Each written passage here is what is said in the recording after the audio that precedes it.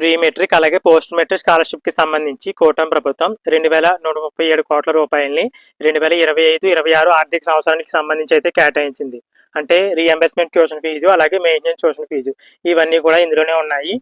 ఈ reimbursement tuition fee, maintenance tuition fee ఇవి ఎలా క్రెడిట్ అవుతాయి అంటే కార్పొరేషన్లు అయితే ఉన్నాయి కదా, క్యాస్ట్ వైజ్ ఎవరైతే కార్పొరేషన్లు ఉన్నాయో ఆ కార్పొరేషన్ల వైజ్ అయితే విద్యార్థులకి ఈ reimbursement fee, tuition, maintenance tuition fee ఇవన్నీ కూడా రిలీజ్ అవ్వడం జరుగుతుంది. అలాగే మనం గత వీడియోలో ఎస్టీ విద్యార్థులు ఎవరైతే ఉన్నారో వారికి ఫుల్ ఫీజు రియంబర్స్మెంట్ అమౌంట్ అనేది పడింది. ఎంటీఎఫ్తో కలిపే అమౌంట్ అనేది పడిందని చెప్పుకున్నాం కదా.